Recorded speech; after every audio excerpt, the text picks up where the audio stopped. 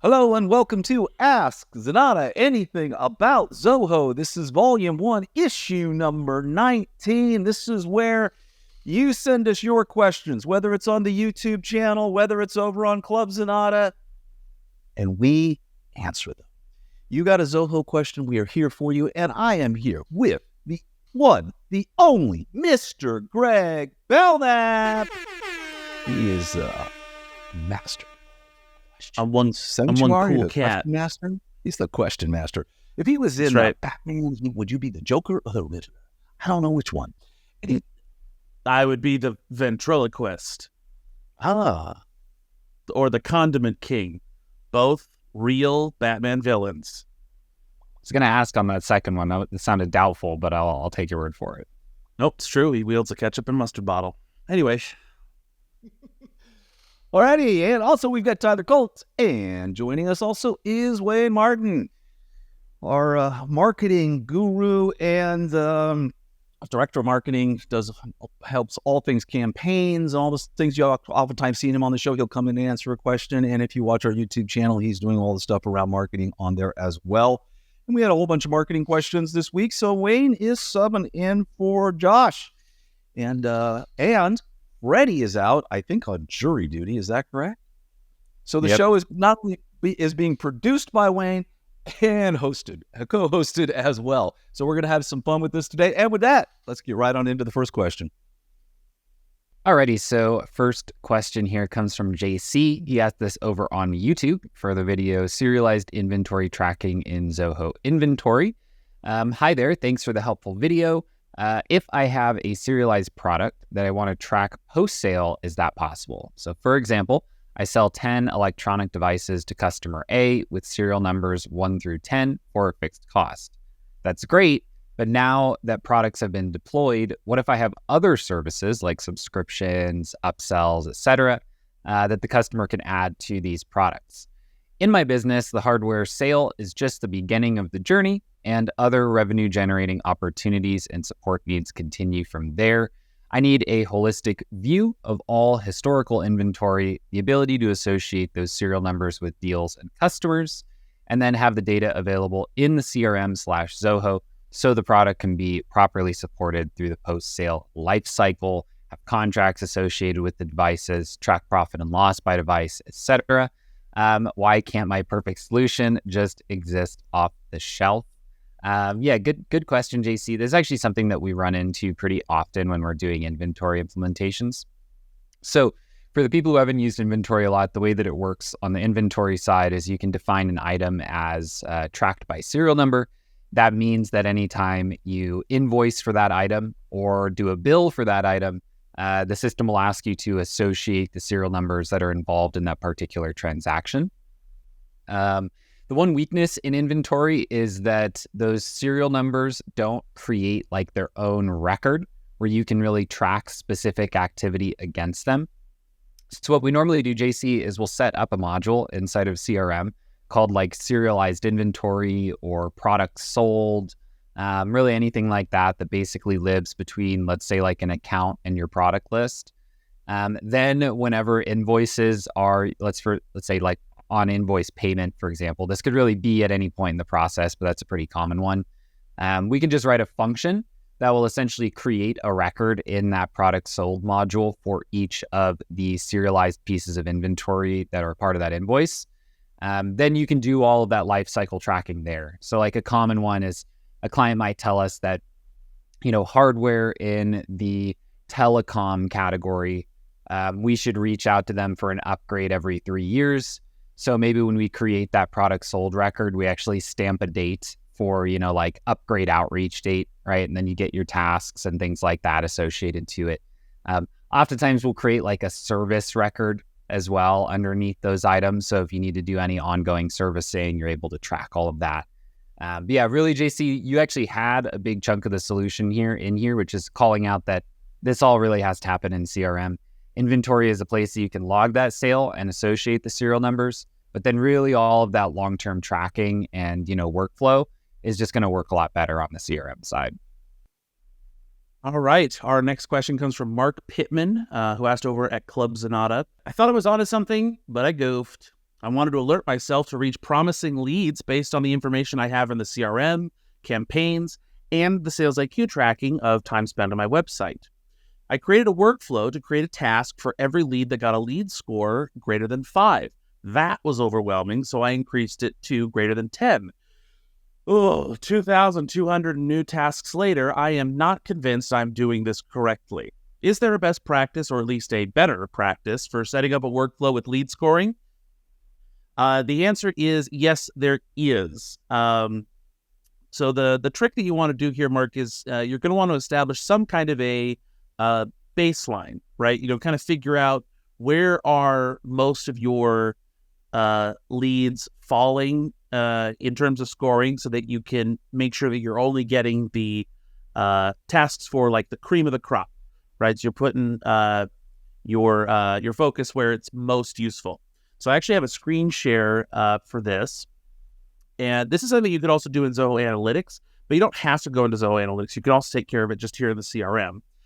There is an Analytics tab, or sometimes it's called the Dashboards tab, depending on your system. But one of the things you can do is you can add a component of a chart, and then select to create a quick chart.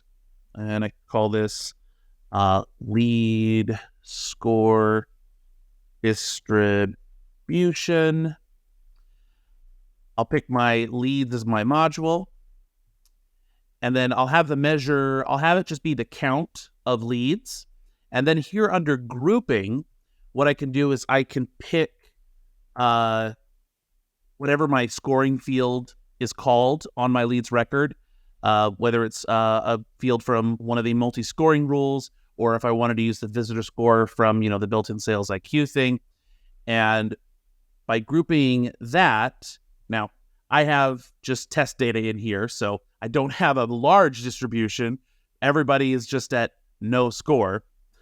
But this would create a chart for you that kind of look like a bell curve, like histogram kind of a thing, where you would be able to see where are the majority of your leads sitting scoring wise. And then you could say, okay, I can see now that, based on the way most of my leads work, my top 10% have a lead score of, higher than 25 or 50, whatever it's going to be, so that then you can make a much more informed decision on creating those workflow rules, so that you only get a couple of really good tasks to do instead of 2,200.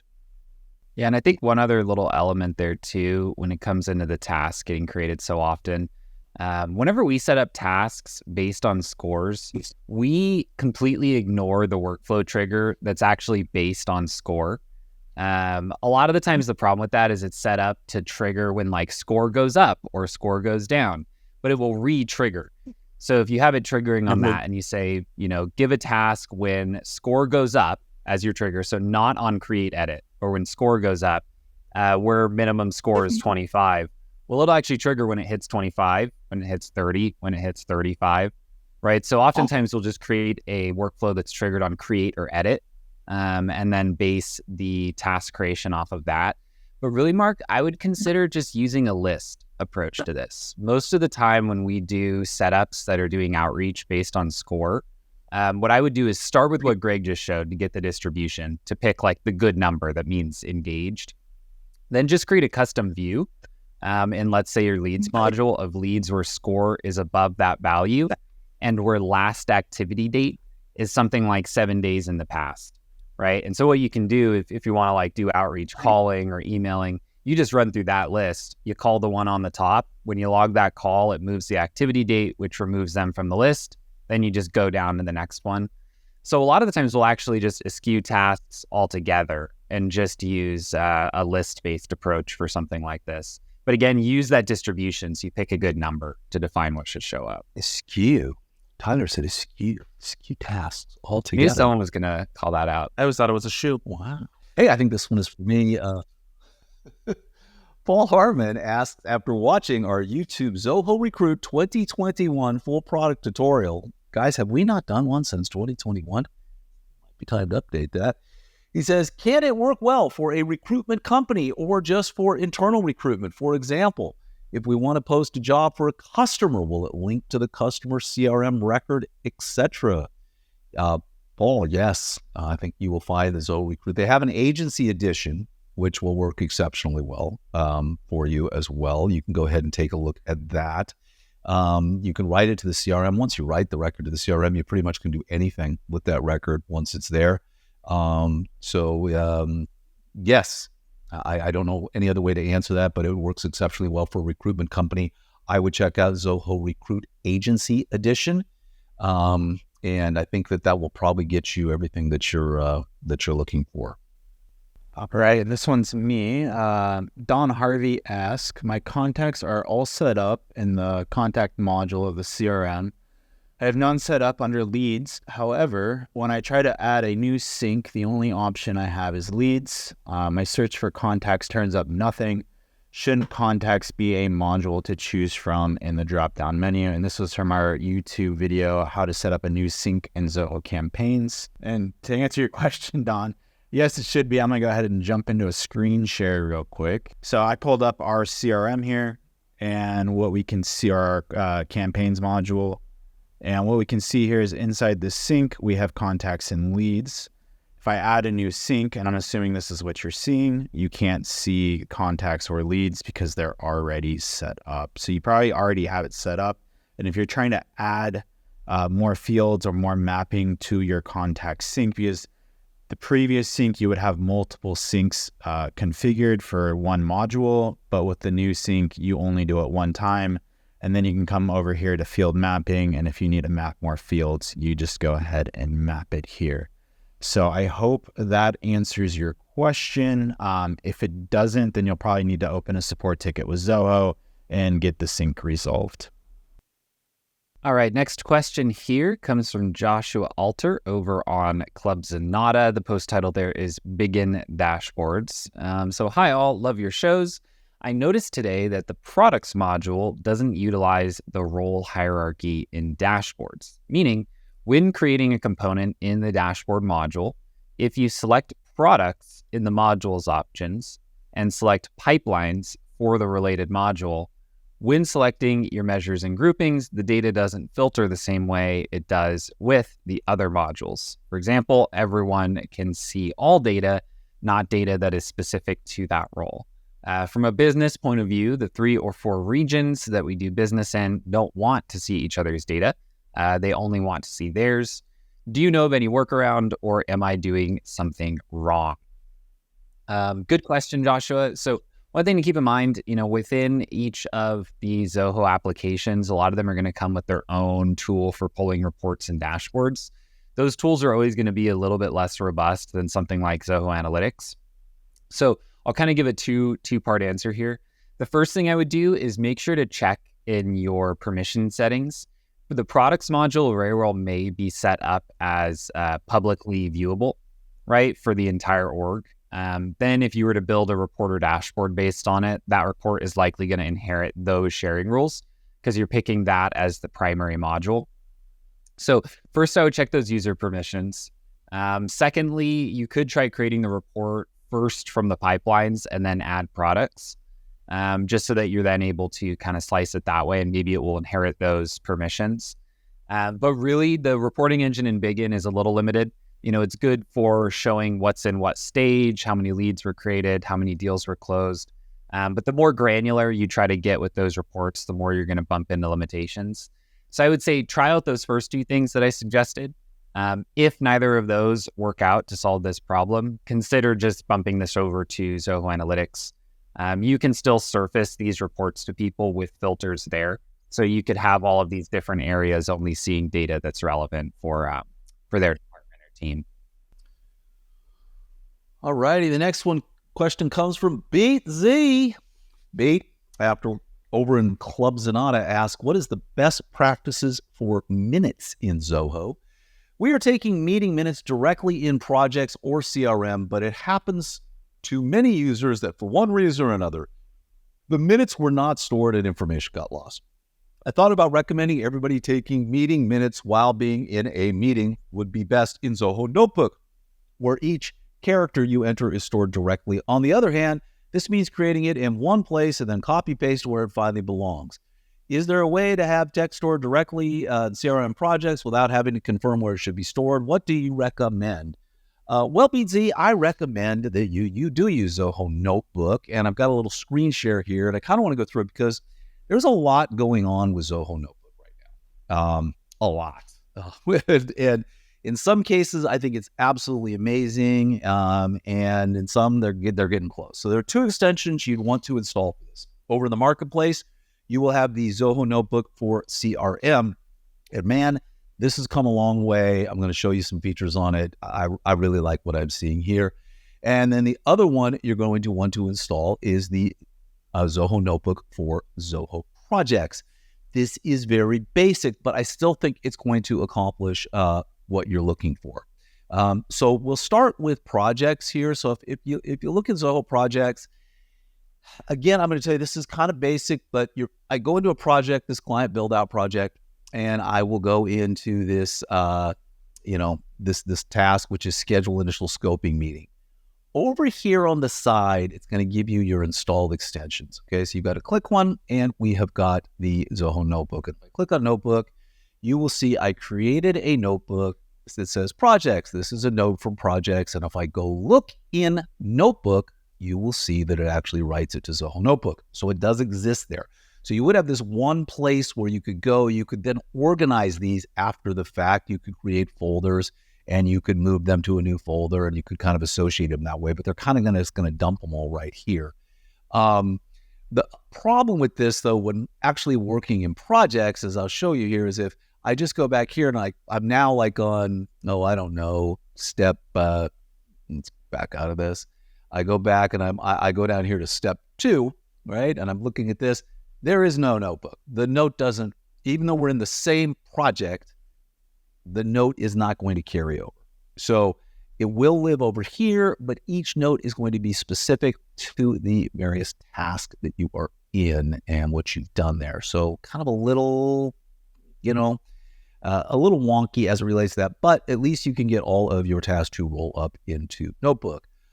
On the other hand, the CRM has done quite a bit with this. So I'm in a sample record here, and you'll see I've got 2 notes just under regular notes, and I installed the Notebook extension, and it is all the way down at the end because it's the very last extension. Couple cool new features they've added when you're in Notebook is you have this import feature. So I can go ahead and click import, and any notes that I have that are already up in CRM will be there. So here's my first note. Z wants to know, and it's basically got your question that you gave me. So that has been added now directly as a note. And if I go over to Notebook and I refresh Notebook, there they are. So the notes are kind of coming in on both sides. And again, you can create folders in Notebook, and you can go ahead and you can move, the various notes. So it is a process maybe on this end, but at least you're going to get all the notes here in one spot. And as you said, you're taking meeting notes. I mean, there's a whole bunch you could do here. You can set up a to-do list. So if you wanted to do your meetings and to-do list, you can go ahead and do that for your meetings. A lot of different formats.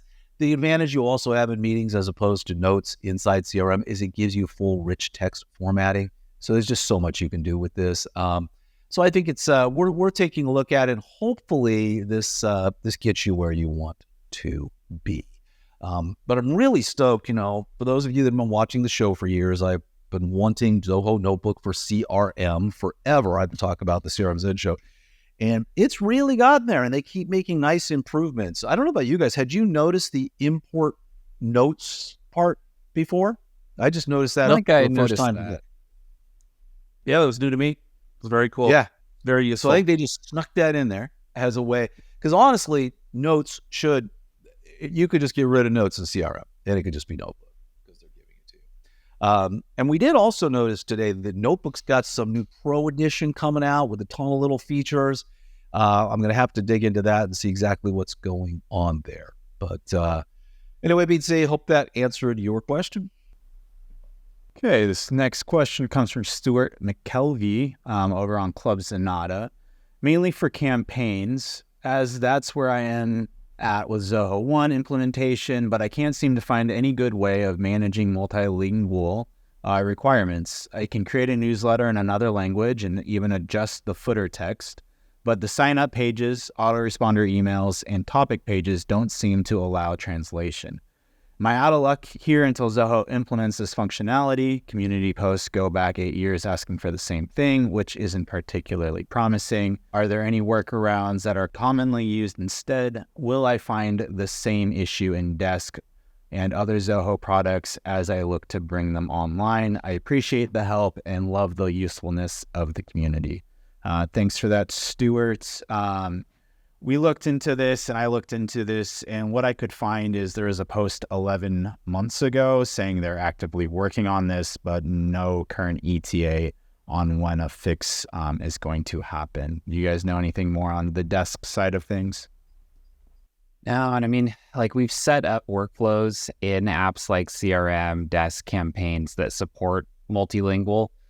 It's non-trivial though, right? Because what you're doing is you're kind of defining on like a CRM contact what their primary language is. And then, let's say you wanted to set up like a 6-month drip sequence in Campaigns. Well, you're going to need 2, right? That are managed independently, right? That you're feeding based on segments using the, language preference, let's call it, field in CRM. So yeah, right now it's possible, but not native. The other issue too is the topics though is one universal language. So even if you could create a separate sign up through a workflow, when they go to unsubscribe or anything, it's all going to be in the default language you have set up at the time. Yeah. All right. And our last question comes from Cab Bert over at Club Zenatta, asking about FIFO inventory management. We're currently using Zoho CRM and Campaigns. I have a test Zoho 1 account to determine if we can expand inventory and books. Within inventory, I am really struggling to determine how item costs are managed. And Cab had a very lengthy set of examples of what he was looking at. And essentially it comes down to calculating those landing costs. And in particular, what Cab is looking for is being able to see, while creating a sales order, knowing what is the landing cost of the particular line items that he is adding to this sales order, so that he is charging the price that he paid for the particular products that are going on that order. And this one's a tricky one. So the short answer of how does Zoho use FIFO, first in, first out mapping, is the only spot where you can really access that is through Zoho Analytics. When you have Zoho Analytics and you connect it to Zoho Inventory, there is a first in, first out table that gets created as part of that data sync that tracks all of that FIFO information for you. Now, although that exists, right, you don't really have the benefit of being able to, when you're actively creating a new sales order, of being able to see like the specific landing costs of the particular items that you are adding to that sales order. I don't know that we have any kind of direct solution for that. All you would be able to really do is just like you'd have to go and like analyze and look after the fact. And I don't know, this is a tough one, isn't it, Tyler? Yeah, it's tricky. I mean, because I've run into this before, like, and off the bat, like the FIFO mapping table is not trivial to work with. Like it requires like a lot of SQL to process it. Like when you look at it, it's mostly just IDs and dates. And that's really like most of what you get. And a column that says inflow or outflow. And then you got to work from there and join it against all the transactional records. But I mean, one thing I've done in the past, like Greg, you're totally right. It can't show those cost values on creation of the sales order. So a lot of times what we'll do is essentially create like a pricing dashboard in Zoho Analytics. Now we'll function on a 3-hour delay. But really, like if you're doing first in, first out, you always would want to pull from the oldest purchased item. So we would assume that price is very likely going to be accurate unless you like just logged a bill today and that's the only inventory you have for that particular item. But then, it's not perfect, right? It's a 2-tab situation here, right? Like you've got your dashboard here, you've got your quote page here. Dashboard, you could filter on, the item, you could see all the histories of transactions or just the most old. So a couple options, but you're really looking at like building a reference guide more than like baking it into the UI of inventory. Yeah. Well, and more, it's less the problem because your purchases, your oldest purchase is going to be your oldest purchase. The question is if I'm making a sales order and Doug in the other office is also making a sales order, we think that, and we're each placing an order for 100 units. If we're looking at that old table and there's that delay, we're making sales orders at the same time. We don't know that, and we might be pulling from the same pool and charging incorrectly. We think that we're pulling from the stuff that we paid $100 for, but only one of us is going to be able to get all that, and the other one is using the stuff we paid $200 for, and then we're going to undercharge or overcharge in the other scenario. Yeah, a good point. That's a good point. You almost get to this scenario where like, do you need to run now? Because you could run a function that just creates custom sales order data in analytics to make that side more live, like instantly push it over. But that only happens once it's saved, right? So you've already kind of put your pricing in at that point. So yeah, good call, Greg. It's definitely not a perfect solution to do the reference. Yeah.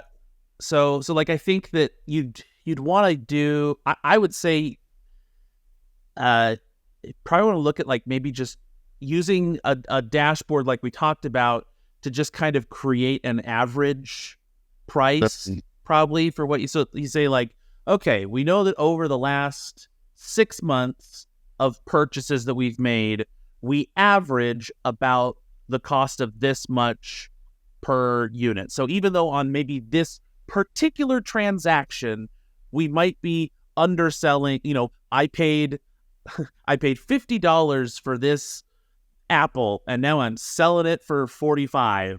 What an apple.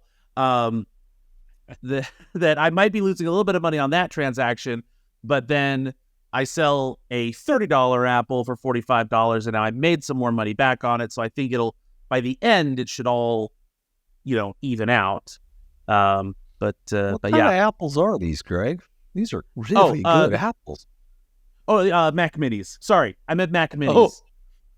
I think that's a great deal. That's a hell of a deal then. Yeah, it's either way too expensive or way too cheap. I don't know. I picked all the wrong numbers. I'm bad at metaphors. Nice. All right, well, that is going to wrap up another AZAAZ. I want to thank Landon, I think, for sitting in for me last week. That was nice of him while I was cruising up the coast of Alaska. By the way, if you've never been, man, that is perky. Very, very pretty. And also kudos to Wayne. This is the first time ever I think we've had somebody be on the show and produce the show simultaneously. And I have to say, very well done. Very well done. Thank you, guys. I know I've been muted. I was just trying to prevent some reverb here, so muted myself. Yes. Who does the muting? Well, though. And we have to get some headphones. We'll add that to the list. Anyway, if you want to get a hold of us here at Zenatta, please head over to Zenatta.com and click on Book a Meeting. We would love to talk with you. On the website is where you'll find complete episodes of our podcast, The CRM Zen Show, where we cover all the news in the world of Zoho every single week. If you'd like that news delivered to your inbox every Monday morning, be sure to subscribe to our newsletter. And you can join Club Zenatta, our online community where we post regular code shares, and you can chat with other Zoho users. Go to club.zenatta.com, join that. And if you are looking to train your team, stay on my thunder here, Greg. And if you're looking to train your team, you can head over to zenatta.com/training, where we have a CRM training course where you can train your team in under 7 days. And our new Zoho projects training course launches this week, and you can train your team in under 4 days in Zoho projects. And we have Zoho Desk and a Zoho marketing training course on the way. And last but not least, if you found this useful, please be sure to like and subscribe down below, as that really does help us out. Be sure to drop those questions down in the comments as well, and maybe you'll be featured on next week's edition of AZAAZ. Thanks again for watching, and we'll see you next time.